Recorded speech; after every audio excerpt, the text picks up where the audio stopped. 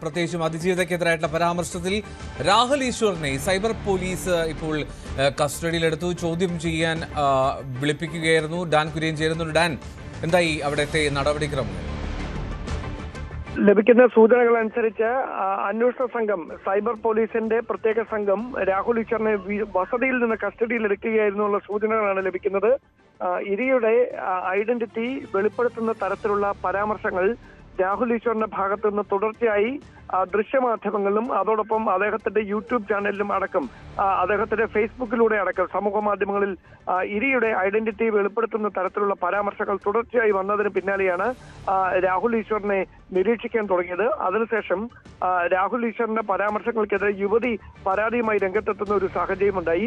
അതിന് പിന്നാലെയാണ് തിടുക്കത്തിലുള്ള ഒരു നീക്കം അന്വേഷണ ഉദ്യോഗസ്ഥരുടെ ഭാഗത്തുനിന്നുണ്ടായിരിക്കുന്നത്. സന്ദീപ് വാര്യരുമായി ബന്ധപ്പെടുത്തി ഈ യുവതിയുടെ ഐഡന്റിറ്റി പുറത്തു വരുത്താനുള്ള ഒരു നീക്കം ബോധപൂർവം രാഹുൽ ഈശ്വർ നടത്തിയിട്ടുണ്ട് എന്നുള്ളൊരു സംശയമാണ് സൈബർ ക്രൈം പോലീസിനുള്ളത്.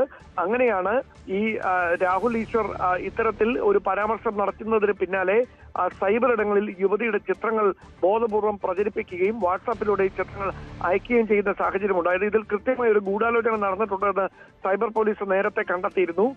അതിന്റെ അടിസ്ഥാനത്തിൽ ADGP H വെങ്കടേഷാണ് എല്ലാ ജില്ലകളിലും ഇത്തരത്തിൽ ഇരയുടെ ചിത്രം പ്രചരിപ്പിക്കുകയും സമൂഹ മാധ്യമങ്ങളിൽ പോസ്റ്റ് ഇടുകയും ചെയ്യുന്നവർക്കെതിരെ കർശന നടപടിക്ക് നിർദ്ദേശം നൽകിയത്. അതിനിടയിലാണ് രാഹുൽ ഈശ്വറിനെ ഇപ്പോൾ കസ്റ്റഡിയിലെടുത്തിരിക്കുന്ന വിവരം പുറത്തു വരുന്നത്. ഈ രാഹുലിനെ ഇക്കാര്യത്തിൽ രാഹുൽ എന്താണ് അന്വേഷണ സംഘത്തോട് പ്രതികരിച്ചത്? അതിൽ രാഹുലിന്റെ വിശദീകരണം എന്താണ്? ഏത് സാഹചര്യമെന്നോ എന്തെങ്കിലും പ്രത്യേകിച്ച് പറയുന്നുണ്ടോ രാഹുൽ ഈശ്വർ?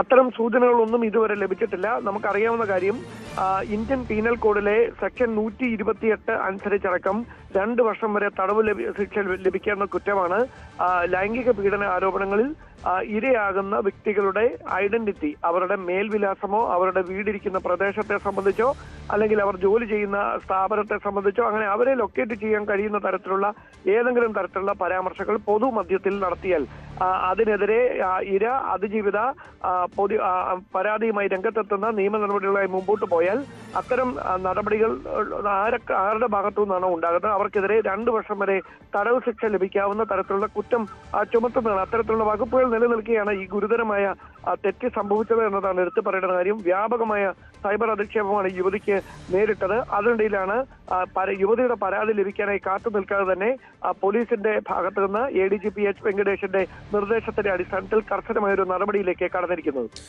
ഡാനി, പൊതുവായി ഒരു സൈബർ ഇടത്ത് വലിയ തോതിൽ ഇരയായിട്ടുള്ള പെൺകുട്ടിയെ അതിജീവിത വലിയ തോതിൽ ആക്രമണം നേരിട്ടിരുന്നു. അത് അന്വേഷിക്കുന്ന സംഘം തന്നെയാണോ ഈ രാഹുലിനെയും വിളിപ്പിച്ചത്? അല്ലെങ്കിൽ ആ സൈബർ ഇടത്തെ ആക്രമണത്തെക്കുറിച്ച് വിശദമായിട്ടുള്ള അന്വേഷണം നൽകാൻ നിർദ്ദേശം നൽകിയിരുന്നു ADGP? അതേ തുടർന്നാണോ അതേ കേസിൽ തന്നെയാണോ രാഹുൽ ഈശ്വറിനെ ഇപ്പോൾ കസ്റ്റഡിയിലെടുത്തിരിക്കുന്നത്? അങ്ങനെയല്ല എൽദോ, അതിൽ ഒരു വ്യക്തത വരുത്തേണ്ടതുണ്ട്. അതായത് ഈ യുവതിയുടെ പരാതിയിൽ കേസ് രജിസ്റ്റർ ചെയ്തിരിക്കുന്നത് നേമം പോലീസാണ്. തുടർന്ന് നേമം പോലീസിന്റെ അന്വേഷണത്തിന് മേൽനോട്ടം വഹിക്കുന്നത് തിരുവനന്തപുരം സിറ്റി പോലീസ് കമ്മീഷണർ ഉൾപ്പെടുന്ന DCRB അസിസ്റ്റന്റ് കമ്മീഷണർ ഉൾപ്പെടുന്ന ഒരു വലിയ സംഘമുണ്ട്. പ്രത്യേക സംഘമാണ് ഈ കേസിന്റെ അന്വേഷണം നടത്തുന്നത്. അതേസമയം സൈബർ അധിക്ഷേപങ്ങൾ സംബന്ധിച്ച പരാതികളിൽ കൃത്യമായി അന്വേഷണം നടത്തുന്നത് തിരുവനന്തപുരത്തെ സൈബർ ക്രൈം പോലീസാണ്.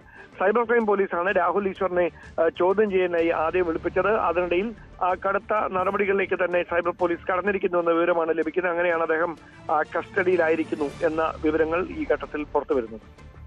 രാഹുൽ ഈശ്വറിനെ കസ്റ്റഡിയിലെടുക്കുന്ന സാഹചര്യമാണ്. പ്രത്യേക അന്വേഷണ സംഘത്തിന്റെ കസ്റ്റഡിയിലാണ്. അതിജീവിതയെ അധിക്ഷേപിച്ച സംഭവത്തിലാണ് നടപടി. തിരുവനന്തപുരത്തെ വീട്ടിൽ നിന്ന് കസ്റ്റഡിയിലെടുത്തു എന്നാണ് ലഭ്യമാകുന്ന വിവരം. ഇപ്പോൾ രാഹുലിനെ ചോദ്യം ചെയ്യുന്നുണ്ട്. എന്താണെങ്കിലും രാഹുൽ ഈശ്വറിനെ സംബന്ധിച്ചിടത്തോളം ഈ വിഷയത്തിൽ രാഹുൽ ഉന്നയിച്ച കാര്യങ്ങളിൽ വിശദമായിട്ടുള്ള ഒരു പരിശോധന അന്വേഷണ സംഘം നടത്തുമെന്നുള്ള കാര്യത്തിൽ സംശയമില്ല. പെൺകുട്ടിയുടെ ഒരു പരാതിയല്ല, അതിനപ്പുറത്തേക്ക് സ്വമേധയാ തന്നെ ഒരു അന്വേഷണത്തിലേക്ക് പോലീസ് കടക്കുകയായിരുന്നു ഈ സൈബർ ഇടത്തെ അധിക്ഷേപത്തിന്റെ കാര്യത്തിൽ. ഡാൻ കുര്യനാണ് വിവരങ്ങൾ നൽകിയത് തിരുവനന്തപുരത്ത്.